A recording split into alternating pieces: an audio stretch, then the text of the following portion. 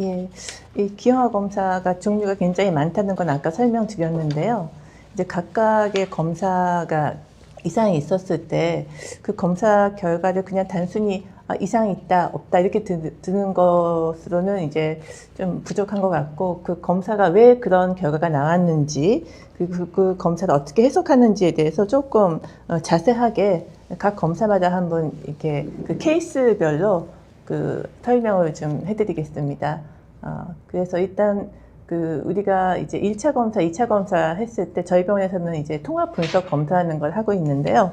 예, 이게 12주 때 검사를 하게 되면은 이때 목덜미 투명대 NT 측정하고, 그리고 산모의 나이하고, 그리고 호르몬 검사 2가지를 하게 돼서 이제 4가지의 마커를 분석을 해서 이때는 다운증후군에 대해서만 이제 레포트가 나갑니다.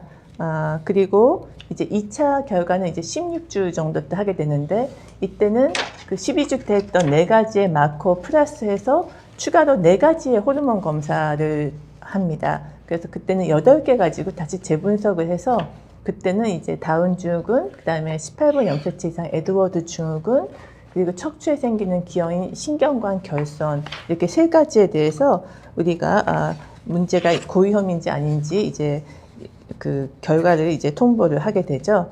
각각의 고위험군이 나왔을 때 분석하는 것에 조금 더 자세하게 설명을 드려볼게요. 네, 그러면 35세에 둘째를 임신했는데 1차 기형아 검사에서 이상이 있다고 들었다고 합니다. 네. 어떻게 하나요? 라는 질문입니다. 예, 이게 그 검사 결과지인데요. 일단 이거를 이해하시려면은 우리가 쓰는 단위인 MOM이라는 걸 좀 이해를 하셔야 됩니다. 이거는 정규 분포 때 쓰는 단위인데, 정규 분포하는 게 예를 들어서 이제 30대 여성의 뭐 평균 몸무게 이런 것을 재게 되면은 네. 뭐 몸무게가 아주 적은 사람, 아주 많은 사람이 있지만은 평균적인 몸무게가 이렇게 좌우가 대칭인 산을 그리게 되죠. 그때 이제 가장 많은 평균인 수치를 우리가 1.0 MOM이라고 이렇게 하고요.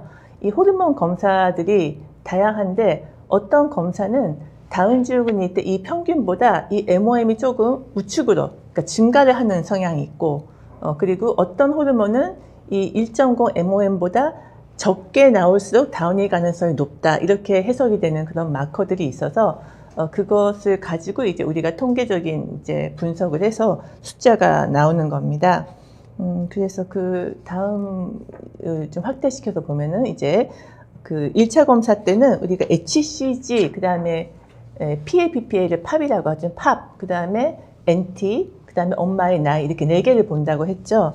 이때 HCG라는 검사는 이 그래프가 오른쪽으로 쏠릴수록, 즉 MOM이 높을수록 리스크가 높고, 팝은 이제 수치가 낮을수록 위험이 높고, 그리고 NT는 당연히 두꺼울수록 위험이 높으니까 오른쪽으로 가고, 그때 엄마의 나이도 많을수록 MOM이 높을수록 위험이 높습니다. 그럼 이 사람 같은 경우에 HCG는 0.86이에요. 이거는 높을수록 안 좋은 건데 1 이하니까 이 HCG는 굉장히 안전하게 나온 거죠. 근데 팝 검사는 낮을수록 안 좋은 건데, 이 사람은 1.0보다도 0.25가 나왔기 때문에 굉장히 낮게 나온 겁니다. 그리고 NT도 1.0보다 높게 나왔고, 이 사람은 또 나이도 35세이기 때문에 평균보다는 훨씬 높게 나와서 4가지 분석 마커 중에 3개가 안 좋게 나왔기 때문에 이 사람은 그런 어떤 근거로 고위험이 나왔다고 생각을 할 수가 있습니다. 네. 네, 그러면 네. 30세 초산모신데요. 통합 분석 검사 1차는 괜찮았는데 2차에서 고위험군으로 나왔다고 하십니다. 많이 위험하신 건가요?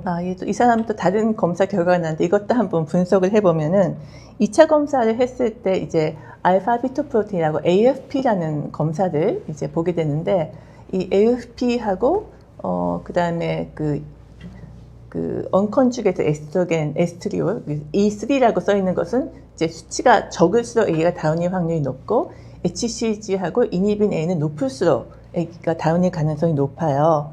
이 환자분 같은 경우에는 이제 AFP는 0.75니까 낮고, HCG는 2.3이니까 굉장히 높고, 또 E3는 1보다 낮고, 이니빙 A는 또 2.2 MOM이니까 굉장히 높아요. 그러니까 4개가 다 안 좋게 나온 겁니다. 그래서 이 사람은 또 고위험이 된 거죠. 그래서 이제 통합 분석 검사의 호르몬 수치는 이제 오른쪽 표에 보여드리는 것처럼 이제 각각 높고 낮고를 보면서 이제 분석을 하는 건데요. 이제 아마 환자분들 결과 알고 싶은 건 그래 내가 고위험이 나왔다. 그러면 우리 아기가 정말 다운일 가능성은 도대체 어느 정도인가 라는 것을 알고 싶으실 거예요. 이것은 이제 검출량과는 다르게 이제 양성 예측도라는 그런 계산을 해서 수치가 나옵니다. 이거는 PPV라고 Positive Predictive Value라고 하는데요. 이 통계학적인 분석을 거쳐서 이제 통합 분석에서 고위험이 나왔을 때 아기가 실제로 다운일 가능성은 약 5% 정도인 걸로 되어 있습니다. 그러니까 이 검사에서 고위험이 나왔다고 전화를 들으면 산모분들이 막 잠도 못 자고 막 울면서 오시고 그러는데 실제로 이런 20분이 양수 검사를 해보면은 그 중에 19분은 꽝이에요. 그러니까 정상이 나오는 거죠. 그러니까 20병에 오로지 한 분만 다운이 나온다. 그러니까 사실은 그렇게 이렇게 나왔다고 해도 그렇게 크게 걱정하실 필요는 없다. 그렇지만 또 사실 그렇다고 해서 그럼 이 검사를 양수 검사를 안 하냐라고 했을 때 이 산모가 그 남은 출산할 때까지 그 가져야 되는 정신적인 부담이 굉장히 크겠죠.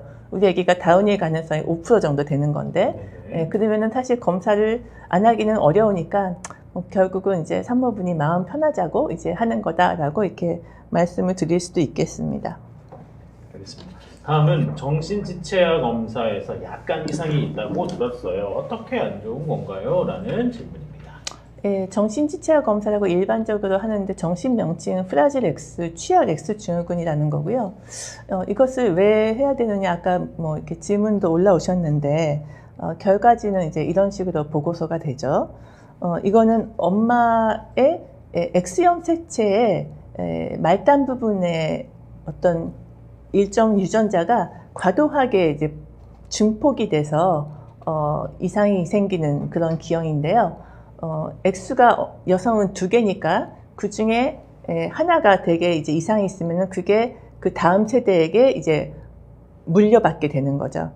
그러면은 아들인 경우에는 되게 XY니까 그 X가 오로지 100% 엄마한테서 온 거고, 딸인 경우에는 되게 XX니까 하나의 X는 아빠로부터 오고 하나의 X는 엄마로부터 오게 돼서 이 아기는 남자애보다는 좀 증상이 덜하지만은 이제 보인자가 될 가능성이 크다 이렇게 보는 건데요.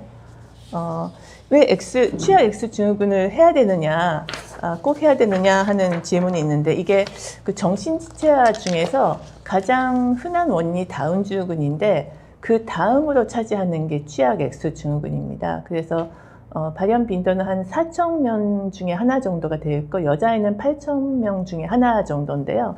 이게 뭐 그 지능이 떨어지는 것 외에도 이제 자폐라든가 행동장애, 학습장애, 중의력 결핍 같은 걸 다 유발시키기도 하고 그리고 이제 취약 X 증후군이라고 들을 정도로 심각한 얘기는 4,000분의 1이지만 사실은 이것을 이제 좀 증상이 덜 심하지만은 X 염색체 이상이 있는 조금 캐리어 같은 사람들은 이 빈도보다는 좀 더 많을 거라고 예상이 됩니다. 그래서 이제 검사는 그래도 한 번은 하시는 게 좋을 것 같고, 이거는 엄마에 대한 검사이기 때문에 1차적으로 하는 선별 검사는 첫 임신 때 한 번 해서 괜찮으면 두 번째, 세 번째 임신 때는 하실 필요가 없습니다. 엄마가 변하지는 않으니까요. 그래서 이제 취약 X 증후군을 보면은 이제 일단은 외모도 좀 보통 사람하고 틀리고요.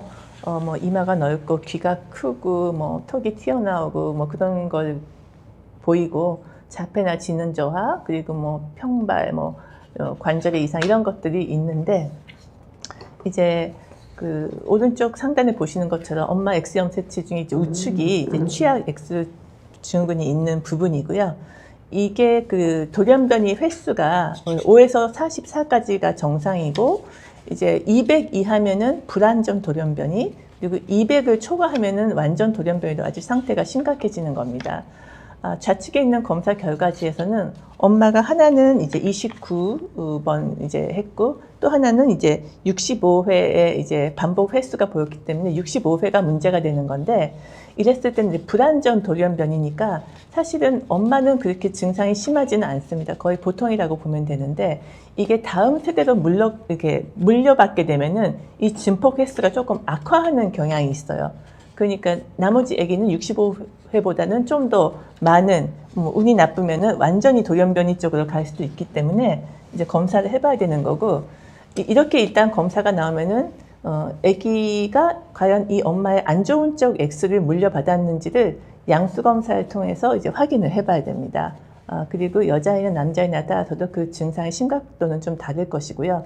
이 케이스 같은 경우에는 양수 검사했을 때 아기가 실제로 좀 취약 X 증후군처럼 심각하게 될 가능성은 5% 정도다 이렇게 계산해서 나왔고요. 그리고 또 하나 주의할 점은 이제 X의 하나가 정상이고 하나만 이상이 있을 때 이제 증상은 그렇게 심하지 않더라도 이런 사람들이 조기 폐경 같이 이제 가입력에 문제가 될 수 있습니다. 그러니까 엄마 자체도 그렇지만은 혹시 딸을 낳았을 때 아기가 그렇게 정신지체가 없더라도 이 아기가 이제 나중에 좀 조기 폐경이 되거나 이제 아기를 못 갖게 될 가능성이 좀 빨리 올 수도 있기 때문에 그런 거에 대한 검사를 나중에 출산 후에 좀 해줘야 될 수도 있다는 겁니다. 네. 다음은 통합 분석 검사 2차에서 신경관계손의 고위험이라고 들었어요. 어떻게 하나요? 라는 질문입니다. 예, 이제 신경관 결손은 예전에는 한 1000명에 1명 정도 생기는 기형이라고 알려져서 꽤 흔했었는데요. 요즘은 이제 12주까지 엽산을 먹으면은 어느 정도 예방이 된다 그래서 예전보다는 많이 좀 줄은 것으로 생각이 됩니다. 그렇지만 엽산을 이제 복용을 한다고 해서 100% 예방이 되는 그런 것은 또 아닌 걸로 되어 있어요. 그림에서 보시다시피 이제 그 발생학적으로 척추가 다쳐야 되는데 다치지가 않아서 이제 신경막이나 이제 신경 같은 게 외부에 노출되는데 이게 개방성이 70%, 비개방성이 30%입니다. 근데 이제 개방성이었을 때 저기서 이제 알파 피토프로틴이라는 호르몬이 양수 속으로 흘러가서 엄마 피에 흡수되기 때문에 엄마 수치가 높아져서 이제 발견이 되는 건데요. 일단 이렇게 아기가 태어나게 되면 이제 척추 전반에 대해서 문제가 생겨서 일부는 뇌 같은 데에 이제 장애가 남을 수도 있고 이제 하지 근육 같은 데가 이제 마비가 올 수도 있고요. 이제 방광 기능, 장 기능 같은 거에 이제 영구적인 손상이 생길 수도 있어서 치료는 좀 어려운 걸로 되어 있습니다.